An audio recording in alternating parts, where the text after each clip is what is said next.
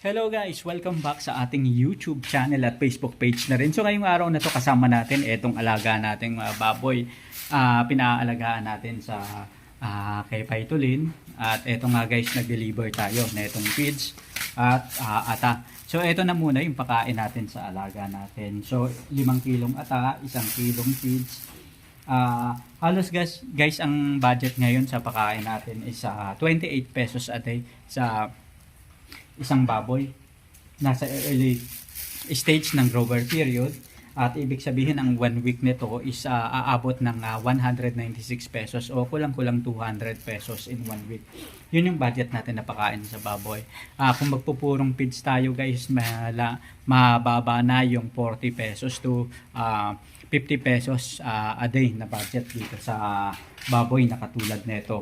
Yan ay kung pangbenta natin yung ating alagang baboy. Since nakapag-decide tayo guys na itong baboy na to ay palalakihin natin at gagawin muna nating dumalaga at saka tayo magde-decide kung gagawin ba itong inahin. So kung hindi naman siya maganda, pwede tayo, may option tayo, nakatayin siya later on at pangbenta na.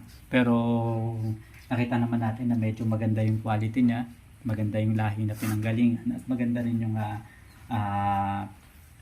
baboy na alaga natin, kaya nakapag-decide tayo na gawin ng dumalaga ito.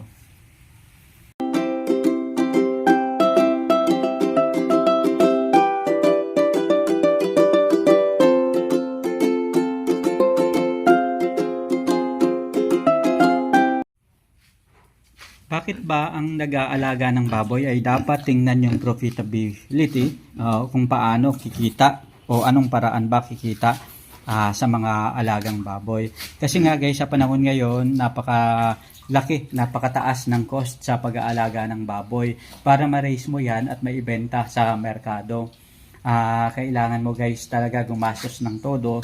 Una, masakit din sa bulsa yung bibilhin mo pa guys yung alaga mong piglets at palalakihin mo, gagawin mong patiner. Kasi dyan kagastos ka na kaagad guys ng 3,000 to 4,000 hanggang 4,500 depende sa kung saang lugar ka. Kailangan end product guys, ang presyuhan ng baboy para kumita ka is at least 160, 170 pesos para at least masiguro mo na possible na kumita ka at hindi ka malugi. Kasi kung less than 160, 170, medyo alanganin. Paano guys kung ang baboy ay lumaki lang ng 70 kilos pataas?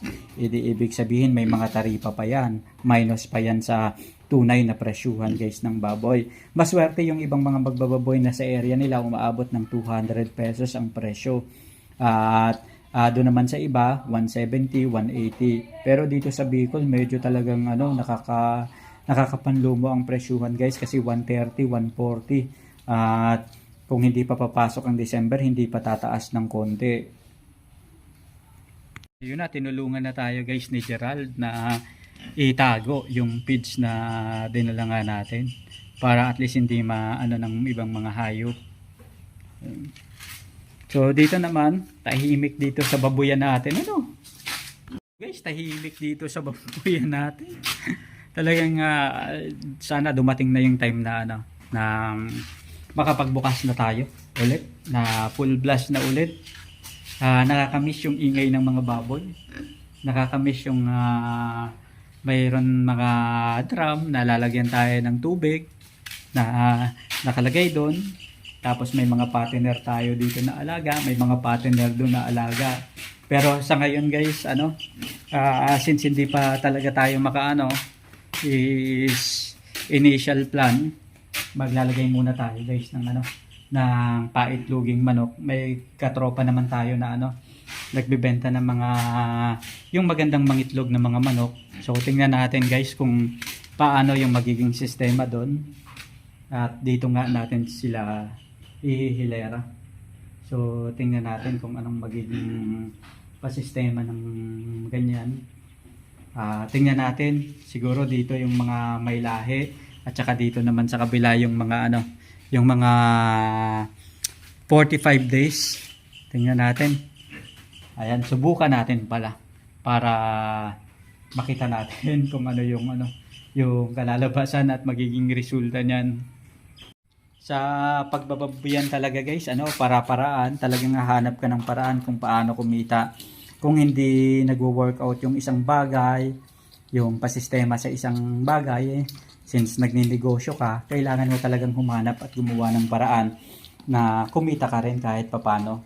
Sayang din kasi guys, itong kulungan na katulad nito, kung nakatenga lang na ganito at hindi mapapakinabangan. Ayan, eto nga, may kuhol lang na huli si Gerald.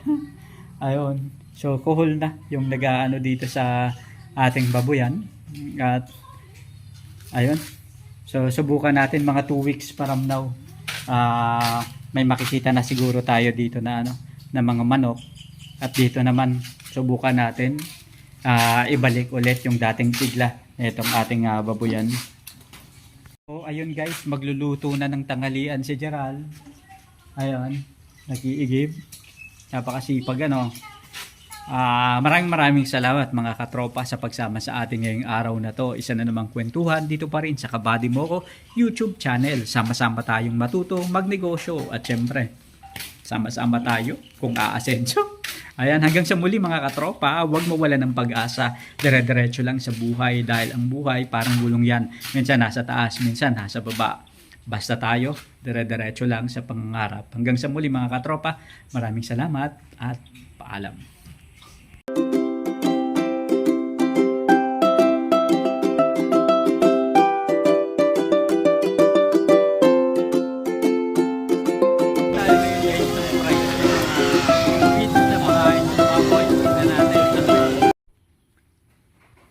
Ito guys, yung baboy natin, nasa grower stage na siya.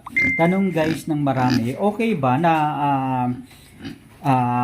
purgahin yung ating alagang baboy kahit nasa grower stage na?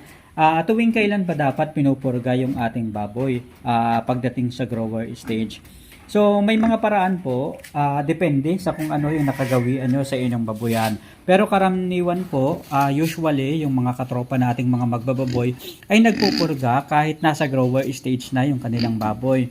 Usually po, madalas na nagpupurga yung iba nating mga katropa, lalo na kung pangbenta yung baboy, every month. Meron ding iba nagpupurga every time naman na nagpapalit sila ng pakain sa baboy. Ibig sabihin, mula starter papunta sa grower at mula grower papunta sa finisher.